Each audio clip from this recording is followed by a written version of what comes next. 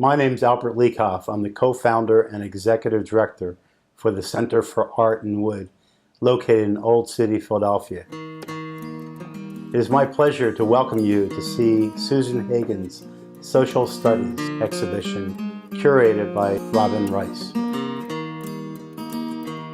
I'm Susan Hagen. I'm an artist and sculptor, work in wood primarily, and welcome to my show.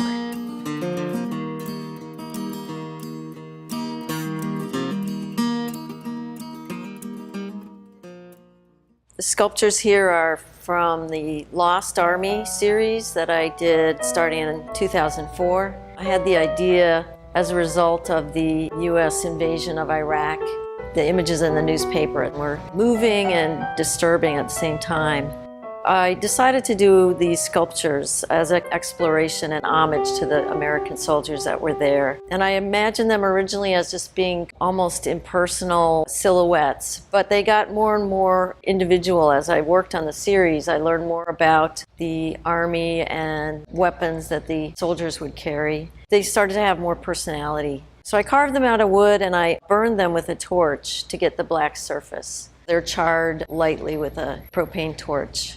I saw it originally as that these soldiers were putting themselves in a great deal of danger and that the burning of the wood was a metaphor for that. But they also formally have this nice presence, these velvety black surfaces. For me, it works on several different levels.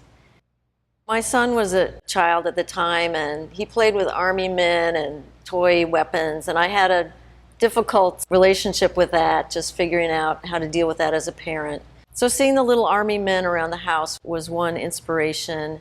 And also the images from history, for example in China, the whole terracotta army that was buried. I met with a man who had been stationed in Iraq and he had returned and he was involved with the soldiers against the war. And he met with me and talked to me about his experiences there and the clothing and weapons and the structures of the companies and so forth. So I learned a lot about the individual lives of the soldiers that were there. I think of them as monuments to the soldiers that were in Iraq, little pocket-sized monuments.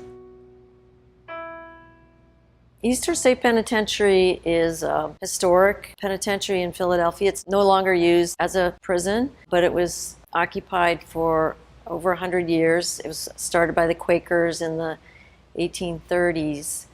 And they started an exhibition program, I guess around 15 years ago. Really interesting program. The artworks that are exhibited there are always made in response to the site. This is a series of sculptural dioramas that I made for Eastern State Penitentiary. It was installed in 2007. There's 10 of them and they each illustrate a moment from the history of the penitentiary, starting with the very early years and going up to the end of the time it was used as a prison in the early 70s. This one shows prisoners working, which they were allowed to do and encouraged to do at different points. And these two figures represent an older prisoner and a younger prisoner. A lot of times they were paired up so that the older one could teach the younger one some kind of skill. These are shoemakers. And it also shows some figures in the back. At this time, which was the late 19th century, there were a lot of visitors. So I wanted to show that it was a big tourist destination even at that time. This was the one I did as a response to the earliest history of the penitentiary. When the prisoners were first taken in, their head was covered with a hood, so their identity would be concealed from everyone else there. That was the rationale. And also that they wouldn't be able to find their way around in the prison. It was supposed to disorient them. And then when they were put into their cell, it was solitary confinement at that point, they could remove the hood. They didn't have a lot in their cells. It was supposed to be a kind of monastic life. It was based on the solitary life of monks. So they had a small cell. They were allowed to read the Bible if they were well behaved. And they also had an outdoor yard that they could walk in twice a day. But other than that, it was a solitary life it was supposed to be repentance. As it turned out, the solitary confinement system was abandoned pretty quickly. There were a lot of problems with mental breakdowns and behavior problems because of that. Humans are social creatures, so we need to be around other people. They had bands and they had orchestras at different points, and especially in the early 20th century, it was encouraged as a way for prisoners to have more fulfillment in their life, but also to practice skills that they could use later. One story is Leopold Stokowski was there conducting the orchestra at a certain point. There were good, talented musicians there. Throughout the 60s, they had televisions, and the prisoners were allowed to watch TV. Each cell block, there was a TV set up in the end of the hallway. Boxing matches were popular. They were allowed to bring a bench out and sit and watch, but they weren't allowed to talk to each other. I wasn't able to get any of the original prisoners, of course, to model, but for this one I used Sean Kelly and Norman Johnston as a way of giving homage to people that helped run and preserve the penitentiary. Norman Johnston was a board member, passed away last year, and a really important person in preserving the site as a historic site. Sean Kelly is the program director who I worked with on this project. In order to prepare for making these sculptures, I worked with materials from the archives of the penitentiary, and I looked back through photographs and other documents, which was really interesting and almost kind of derailed my creative project because I really got involved with it. And I also had to look to other sources just to find out what Philadelphia was like in these different periods. I really enjoyed the research part of the project. The wood is actually bleached. I decided to use a monochromatic palette just because I didn't have a lot of information, and I felt like working from memories, working from descriptions, I didn't want to extrapolate too much. So this was my way of showing I didn't know everything. And these are memories, these are constructions from people's verbal descriptions, but they're not necessarily fact.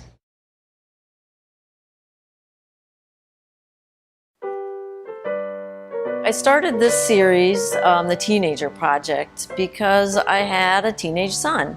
And at the time he was only 12, 13, but it was enough of a change from what I had been exposed to earlier in our relationship that it really intrigued me as a person, as an artist. So I started working with the kids around me, relatives, friends of my sons, or neighbors. They're really just documents of these people in transition in their lives. Their really unique personalities come out in the way they stand, in the way they dress.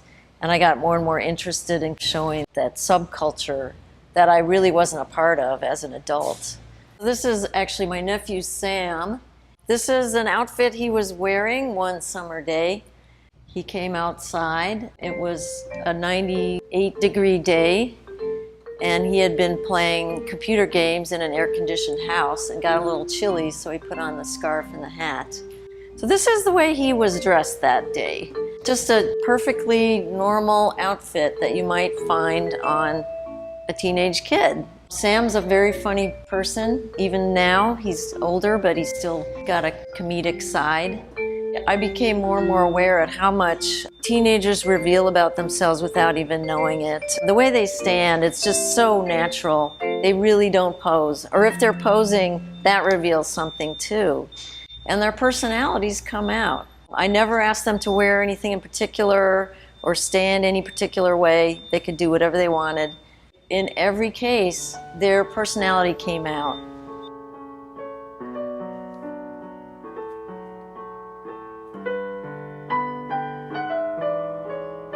So this is my nephew Max. He had a pair of black jeans on, but they were being hosed off in the backyard.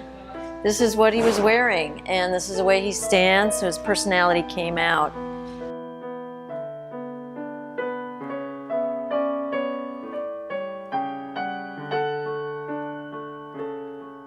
The kids that I work with, I had access to a certain range of people. I wanted to expand it, but it really wasn't possible. So I worked outward from my son, my relatives, my neighbors, friends of my son. I got as many people as I could, but they're amazingly resistant to being involved in something like this. I had to twist their arms to pose for me. They didn't mind, but it definitely wasn't a priority for them. And a lot of them saw the finished sculptures and they were like, okay, all right. Some of them got a little excited, but most of them were pretty neutral about it.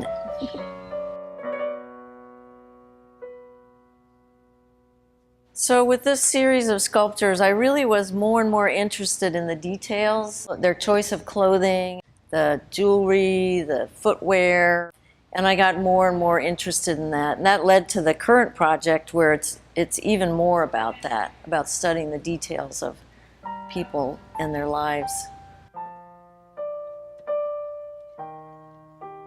In this series, which I'm still really involved with, I got more and more interested in documenting just the people in the urban world around me, people that make up the public life of the city. Started working with protesters, Occupy Philly, community gardeners, construction workers, homeless people.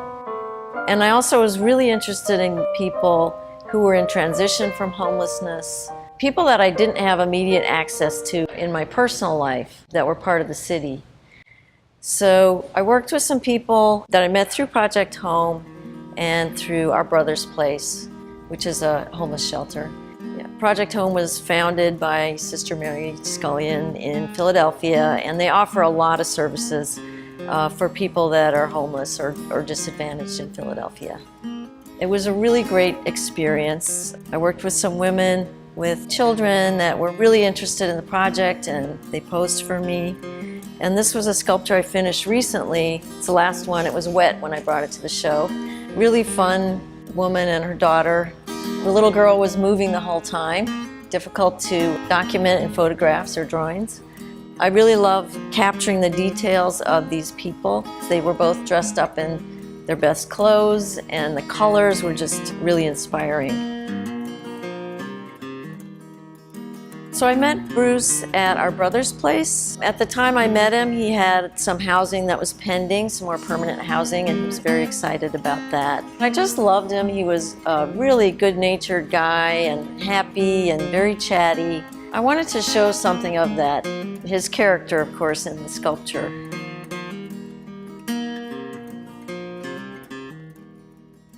Also, I got really interested in the newspaper boxes that are around the city. They just have a lot of character. Also, they're kind of incredible vehicle for creativity and expression because these stickers and wheat-pasted posters appear and disappear.